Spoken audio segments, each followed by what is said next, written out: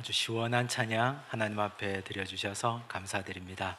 지난 한 주간도 주님 안에서 잘 지내셨습니까? 하나님께서 오늘 이 자리에 나온 하나님 백성들에게 하나님의 말씀과 또 예배의 은혜를 허락해 주실 줄로 믿습니다. 기원전 1세기 말부터 약 200년 기간 동안 로마 제국에서 누렸던 평화의 시간을 팍스 로마나라고 부릅니다. 아우구스투스 황제부터 시작해서 오현재의 시대에 허락했던 아주 놀라운 평화의 시간들, 그 시간은 이민족의 침입이 없었고 내전도 없었습니다. 그래서 로마 시민들이 느끼기에 완벽하고 완전한 평화의 시간이라고 느꼈습니다. 그 이후에 제국들이 등장할 때마다 팍스 로마나라는 말을 차용해서 사용했습니다. 이 대영 제국이 들어서고 나서는 팍스 브리타니카, 그리고 현재 미국에 의해서 재편된 세계 질서를 보고는 팍스 아메리카나라고 부르기도 합니다. 하지만 사실 팍스 로마나처럼 완전한 그리고 절대적인 평화의 시대를 찾아보기는 힘든 것이 사실입니다. 우리가 좀 더 이 팍스 로마나를 들여다보면, 그렇다면 이 시대 사람들이 자신들만의 힘으로 200년간의 평화의 시간을 이루어내었느냐? 그렇지 않다는 걸 금방 알게 됩니다. 그 시대 사람들이 누렸던 평화는 그 전 세대 사람들의 피와 땀과 헌신과 수고의 결과물일 뿐입니다. 로마를 보면 그 전 세대에서 오랫동안 전쟁을 했습니다. 한 가지 예만 보더라도 잘 알 수 있는데, 로마는 북아프리카의 강국 카르타고와 3번에 걸친 대전을 했습니다. 그 당시로 따지면 요즘 이 시대와 비견해 보면 거의 세계 대전에 맞먹는 그런 전쟁을 했습니다. 1차, 2차, 3차 포에니 전쟁입니다. 1차 포에니 전쟁이 기원전 264년에 일어났고, 그 전쟁이 3차로 마무리될 때가 기원전 146년이었으니까 자그마치 로마 시민들은 120년 동안 카르타고와 전쟁을 한 것입니다. 굉장히 긴 시간 동안 그들은 치열하게 전쟁했습니다. 2차 포에니 전쟁에서는 한니발에 의해서 로마 본토가 거의 넘어가기 직전까지 위기에 달했던 적도 있었습니다.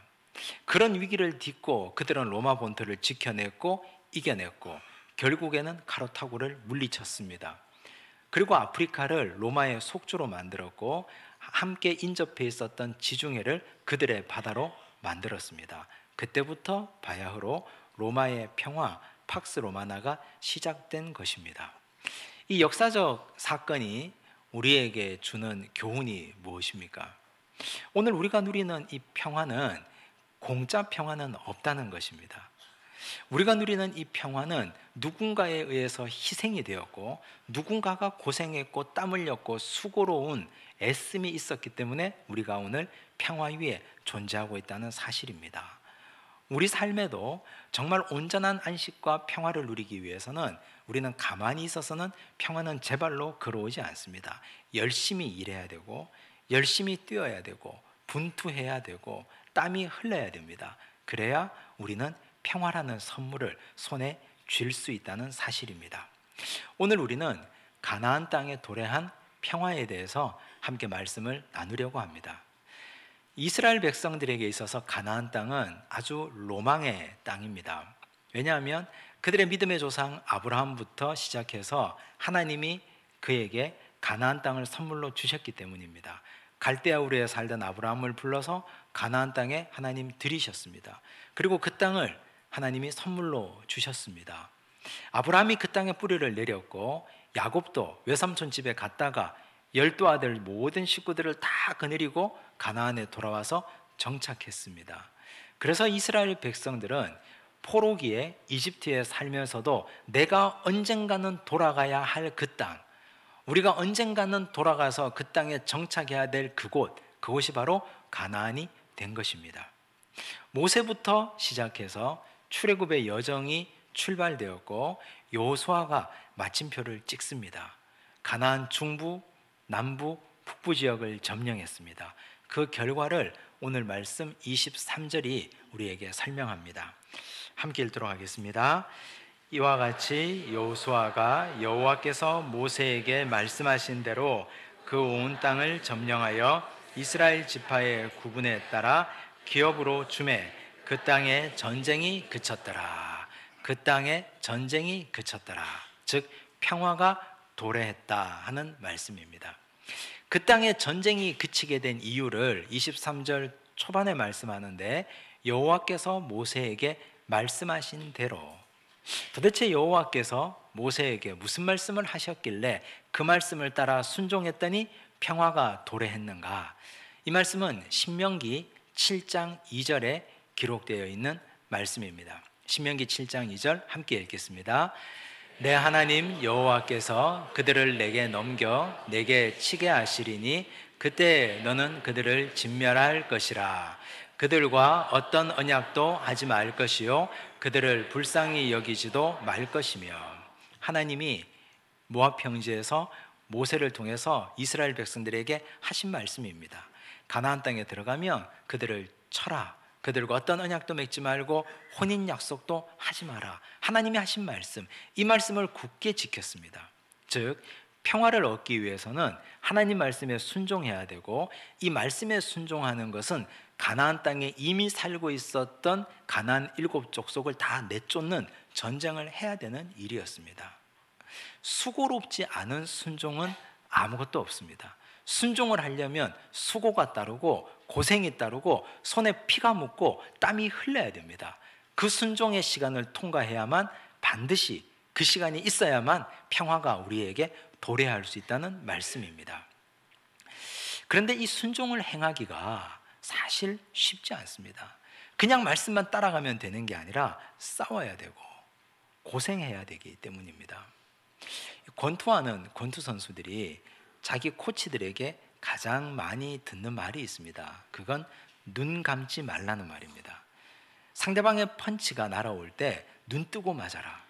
가드를 올리고 눈을 뜨고 맞아야, 그래야 큰 펀치를 맞지 않을 수 있다.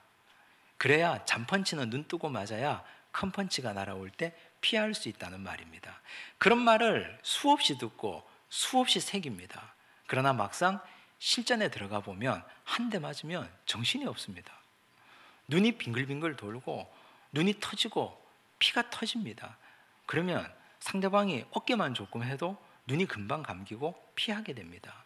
그러면 몇 대 더 맞다가 넉아웃 됩니다. 우리가 하나님의 말씀을 순종하는데 말씀 보고 따라가기가 힘든 이유는 그 중간에 끼어드는 적들이 너무 많기 때문입니다. 이스라엘 백성을 한번 생각해 보십시오. 가나안 땅에 들어오기 직전에, 그렇지, 우리는 저 땅에 들어가면 적들과 싸워서 쫓아내야 되지 라고 생각했습니다. 그러나 막상 요단 강물 앞에 서고 보니, 창이라고 넘치는 거센 강물 앞에 서고 보니 하나님의 말씀은 하나도 기억나지 않습니다.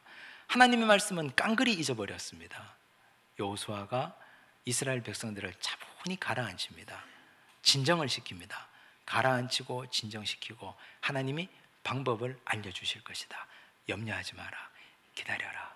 하나님이 알려주셨습니다. 언약궤를 맨 제사장들이 먼저 그 발이 강물에 닿자 거짓말처럼 강이 멈추었습니다. 마른 땅이 됐습니다. 그리고 그들은 강을 건넜습니다. 여리고 성 앞에 섰습니다. 여리고 성에 굳게 닫힌 성문이 그들의 눈앞에 있습니다. 이걸 어떻게 열어야 되지? 하나님의 말씀대로 순종하겠다고 결단했으나, 그러나 사실 굳게 닫힌 성문, 강력한 적들을 보니까 답답해서 하나님의 말씀은 생각이 나지 않습니다. 그때 여호수아가 다시 이스라엘 백성들을 차분히 가라앉힙니다. 기도해보자. 하나님이 답을 알려주실 것이다. 그들은 다시 기도했습니다. 그랬더니 하나님이 여리고성을 무너뜨릴 방법을 알려주셨고 여리고성은 말씀대로 무너졌습니다. 남쪽의 다사왕과 싸울 때 하나님은 하늘에서 우박을 주셨고 태양과 달을 멈추셨습니다. 북쪽의 왕들도 하나님이 그런 식으로 이기게 하셨습니다. 그렇게 해서 그들은 수고하고 땀 흘린 대가, 말씀대로 행하고 말씀대로 순종한 결과 이제는 그들의 손에 평화를 선물로 얻게 된 것입니다. 우리 인생에 수고하지 않은 평화는 절대 주어질 수 없습니다. 성경의 정신이 처음부터 그걸 말씀하고 있습니다. 안식일을 규정하고 있는 출애굽기 20장 8절과 9절 말씀을 보면 역시 우리가 얼마나 수고해야 되는지를 말씀합니다. 함께 읽습니다.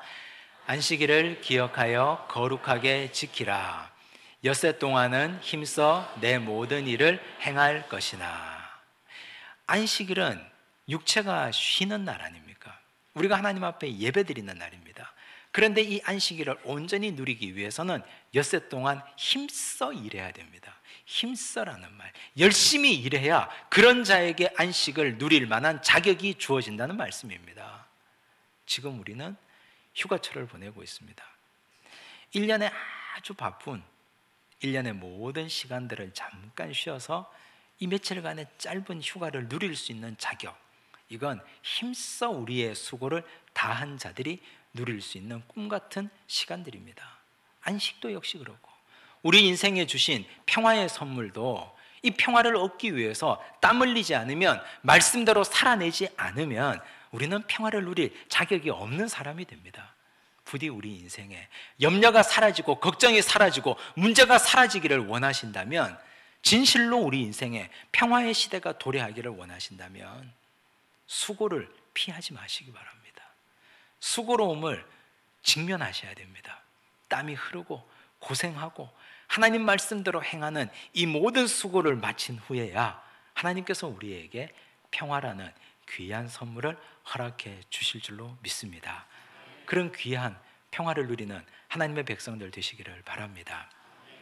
또한 우리가 이 말씀을 통해서 생각해 보아야 할 것은, 그렇다면 이스라엘 백성들이 가나안 정복 과정에서 완벽하게 하나님의 말씀에 순종했느냐 하는 질문입니다.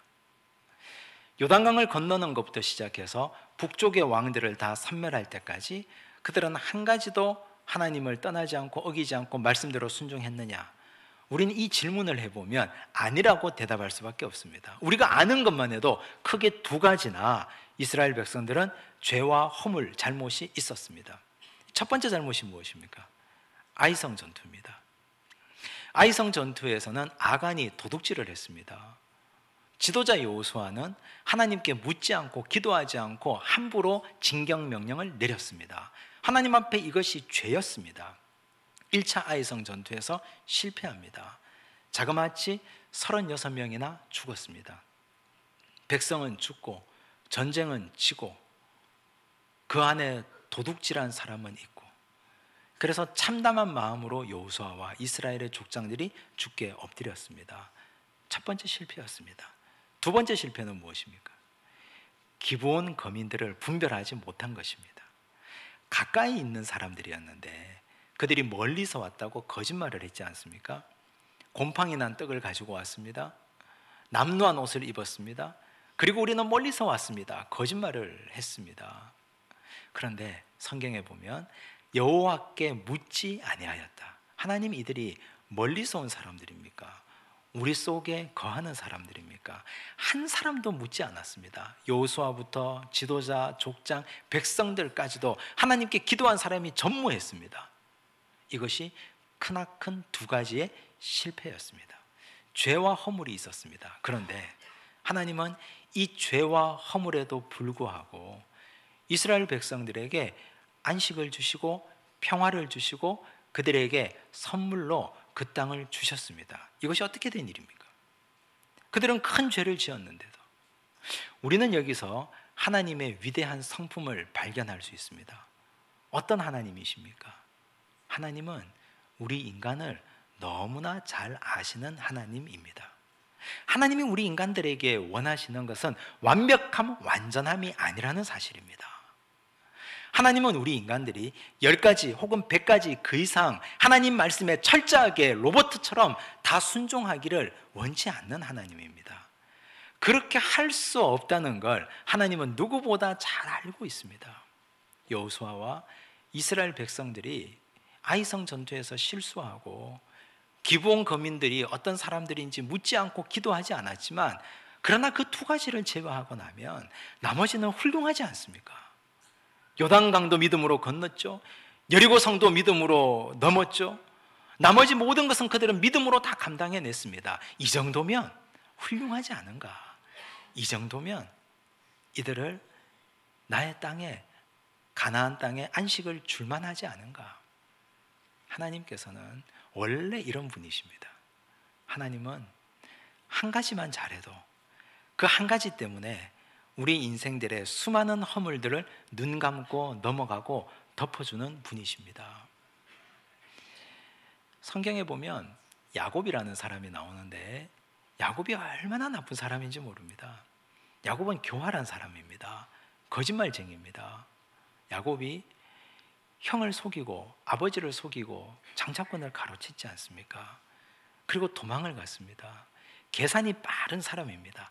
약삭 빠른 사람입니다.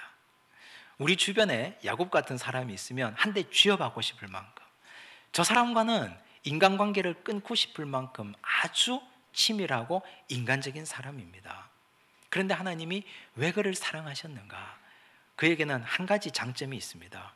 그건 장자권을 사모하는 장점입니다. 장자권은 보이지 않습니다. 보이지 않는 축복입니다. 그런데 보이지 않는 걸 보는 것보다 더 사랑했습니다. 야곱의 형 에서는 장자권을 부여받은 사람입니다. 그런데 보이지 않는 장자권을 배고파서 팥죽 한 그릇에 팔아버렸습니다. 그런 망령된 사람 하나님 그를 버리시고, 둘째였지만 나는 장자권을 얻기를 원한다는 간절한 영적 소망을 가진 야곱, 그를 하나님이 택하셨습니다. 그리고 야곱에게 귀한 은혜를 주셨는데 야곱의 허리에서 12아들을 주셨고 12아들이 이스라엘의 조상이 되게 하는 특권을 주신 것입니다. 야곱은 한 가지 잘했습니다. 그런데 그를 하나님이 택하신 것입니다. 야곱의 12아들 중에 넷째 아들이 유다입니다. 유다는 또 어떤 사람입니까? 유다는 굉장히 정욕적인 사람입니다. 창녀와의 하룻밤을 아무렇지 않게 지내는 사람입니다. 굉장히 정욕이 넘치는 사람입니다. 그런데 하나님은 유다를 축복하셨습니다. 한 가지 잘했기 때문입니다. 유다가 자기 막내 동생 베냐민이 이집트에 오게 갇히게 될 위기에 처했을 때 나를 가두십시오.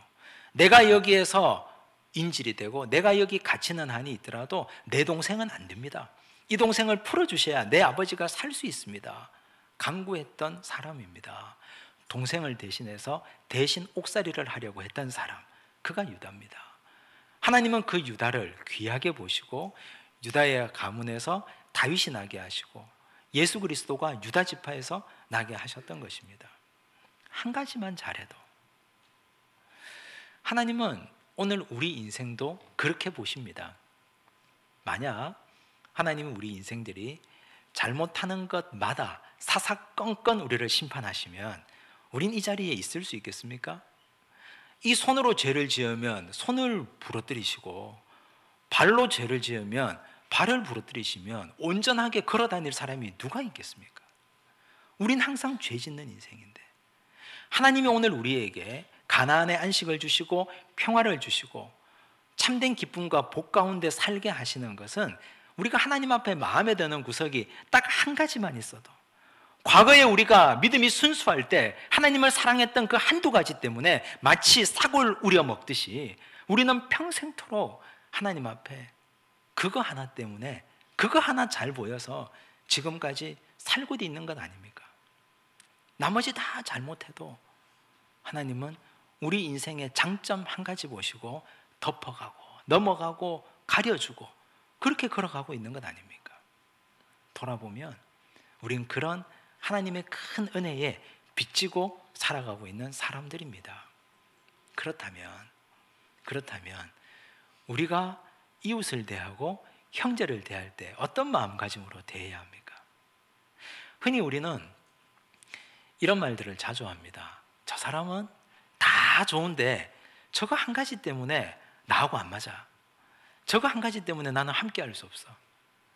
언어 습관을 바꾸셔야 됩니다. 생각을 바꾸셔야 됩니다. 다 좋다면 그걸로 된 것입니다. 좋은 점만 보셔야 됩니다. 장점만 보십시오. 한두 가지 불편하고 안 좋은 건 기다려 주셔야 됩니다. 덮어주고 넘어가고 껴안고 가고, 그러다 보면 시간이 지나면 깨닫고 변화되고 돌아서고 하나님께서 그를 다듬어 가시고 사람 만들어 가실 줄로 믿습니다. 우리도 그렇게 은혜 받은 자들 아닙니까? 우리도 그렇게 살아가는 자들 아닙니까? 하나님이 이스라엘 백성들도 그렇게 인도하셔서 가나안 땅에 선물을 주셨는데 우리가 형제를 너무 높은 잣대로 판단하면 함께 할 수 있는 사람은 단 한 사람도 없습니다. 부디 우리도 주변 사람들에게 그런 귀한 넉넉함을 가지고 살아가시기를 바랍니다. 이 평화에 대해서 우리가 한 번 더 생각해 보면, 그렇다면 이 땅에 전쟁이 그치고 평화가 도래했는데 이 평화가 영구한 것인가? 영속적이고 항구한 평화인가? 그렇지 않습니다. 여호수아 13장 1절을 보시면 그렇지 않다는 것이 나타납니다. 여호수아 13장 1절 함께 읽겠습니다. 여호수아가 나이가 많아 늙음에 여호와께서 그에게 이르시되 너는 나이가 많아 늙었고 얻을 땅이 매우 많이 남아 있도다. 얻을 땅이 매우 많이 남아 있도다. 이 말씀하고 우리가 오늘 읽은 23절에 그 땅에 전쟁이 그쳤다라는 말씀하고 서로 상충되는 것처럼 보입니다. 땅을 다 차지했으니까 전쟁이 그친 것 아니겠습니까? 그런데 13장에 가니까 아직 얻을 땅이 많이 남아있다 했습니다. 어떤 말씀입니까? 이건 그 땅을, 주도권을 이스라엘 백성들이 차지했다는 말씀입니다. 중부 지역, 남부 지역, 북부 지역을 점령하고 그 땅의 지배권을 차지했습니다. 그러나 아직까지 산지에는, 아직까지 해안에는, 아직까지 시골 구석구석에는 가나안 백성들의 잔당들이 남아 있습니다. 그들을 가서 다 몰아내고 쫓아내고 그들을 다 점령해야, 그제서야 완벽한 의미에서 가나안 정복이 완성되고 이루어질 수 있다는 말씀입니다. 그렇기 때문에 이 평화는 영구한 평화, 완전한 평화가 아닌 것입니다. 잠깐 쉬었다가 이제 한 호흡 고르고 다시 나가야 됩니다. 창을 들고 칼을 들고 전열을 정비하고 다시 나가야 됩니다. 그래서 그들을 다시 내쫓아야 됩니다. 우리 인생과 너무 닮아 있지 않습니까? 우리 인생은 어떻습니까? 한 고비 넘어가면 또 다른 고비가 있습니다. 자녀를 낳아 기를 때 뱃속에 있으면 빨리 나오기를 바라는데 나오고 나면 골치 아픕니다. 뛰어다니기 시작하면 제어가 되지 않습니다. 맑게 알아들으면 되겠거니 생각했는데 맑게 알아들으니까 이제는 말을 듣지 않습니다. 대학 보내놓으면 끝나는 줄 알았는데 대학 가니 취업이 걱정이고, 취직시켜 놓고 나니 결혼이 걱정이고, 결혼시키면 이제는 끝났다 했더니 인생의 또 다른 막다른 골목이 기다리고 있습니다. 새끼를 낳아서 길러달라고 하죠. 젊어서 자녀 기르는 건 건강해서 괜찮은데 이제는 허리도 아프고 무릎도 아프고 다리도 아픈데 손주 키우는 것이 여간 고통스러운 일이 아닙니다. 이쁜 나머지 기르는데 그러나 힘들고 어려운 건 사실입니다. 한 고비 넘어가면 또 다른 고비가 있고, 산을 넘어가면 강이 있고, 강을 건너면 바다가 있고, 바다를 건너면 사막이 나오고, 그런 것이 우리 인생입니다. 영원한 안식, 완전한 평화와 안식은 우리의 호흡이 끝나고 하나님 나라 가는 천국 그 자리에서 완전한 안식이 주어질 것입니다. 그렇다면 우리는 그 다음 전쟁을 위해서, 그 다음 고비를 위해서 잘 쉬어줘야 됩니다. 전쟁을 하다 보면 상처가 나지 않습니까? 베이기도 하고 부러지기도 하고 심한 상처로 힘이 들기도 합니다. 상처를 싸매고 회복하고 다 나아서 그 다음 전쟁으로 나가야 됩니다. 그러기 위해서는 상처를 치유할 수 있는 베이스 캠프가 중요합니다. 이 영적인 베이스 캠프가 어디겠습니까? 교회 아닙니까? 교회. 교회는 야전 병원입니다. 하나님께서 병원장이 되시고 예수님, 성령님께서 훌륭한 의사 선생님이 되시고 목회자와 교회 중직들은 숙련된 의료인이 됩니다. 그래서 많은 백성들이 교회로 몰려들어서 제가 여기도 아픕니다. 제가 세상에서 전투하다가 여기도 다치고 저기도 찔렸습니다. 치료해 달라고 하면 치료해 줘야 됩니다. 말씀으로 치료되고 공동체 사랑으로 치유해서 싸매서 다시 전쟁터로 내보내야 됩니다. 다시 나가서 승리해야 됩니다. 그래서 교회는 영적인 베이스 캠프고, 그래서 교회는 회복되고 치료되는 야전 병원과 같습니다. 그런데 문제가 있습니다. 종종 교회 안에서 의료사고가 난다는 것이 문제입니다. 세상의 병원에서도 의료사고가 가끔 나는데 병원의 의료진들은 의료사고가 나면 병원 문 닫아야 되니까 얼마나 세심하게 환자를 살피는지 모릅니다. 그리고 의료사고가 나면 의료진들이 책임을 지지 않습니까? 그런데 교회에서 영적 의료사고가 나면 아무도 책임지지 않습니다. 치료받기 위해 교회에 나왔습니다. 회복되기 위해서 하나님의 전에 쉼을 얻기 위해서 나왔는데 완전히 영적으로 짓이겨 놓고 마음을 찢어 놓고 더 이상 일어날 수 없을 만큼 사람을 짓밟아 놓고 이제는 더 이상 내가 신앙을 가지지 못하겠다 할 정도로 돌아서게 만드는 이 시대에 잘못된 교회 공동체가 있습니다. 어떻게 하겠습니까? 사실 법적 책임을 지는 문제라면 그 짐이, 그 죄가 가볍습니다. 하지만 아무도 책임지지 않는 이 영적인 의료사고, 하나님 앞에 가서 우리가 책망받아야 될 텐데, 하나님 앞에 가서 우리가 하나님께 그 책임을 추궁받아야 될 텐데 어떻게 책임지겠습니까? 교회 안에서 일어나는 영적 문제 가운데, 의료사고 가운데 가장 큰 것이 말로 인한 문제들입니다. 강단에서 목회자가 하나님의 말씀이 아닌 다른 말을 전합니다. 많은 영혼들이 영혼의 쉼을 얻기 위해서 하나님의 말씀으로 위로받기 위해서 나왔는데 하나님의 말씀이 아닌 당신의 말씀을 전하고 개인의 말씀이 전해지면 말씀을 듣다가 시험에 들고 상처를 받습니다. 영혼의 쉼을 누리지 못합니다. 그러면서 더 영혼은 공고해지고 피폐해집니다. 교회 많은 중직들이 내뱉는 말들이 정제되지 못하고 상처 주는 말들, 가슴을 후벼 파는 말들로 오히려 지나가는 말들이 회복하기 위해서 나온 사람들을 더 회복되지 못하게 만듭니다. 부디 말 조심해야 됩니다.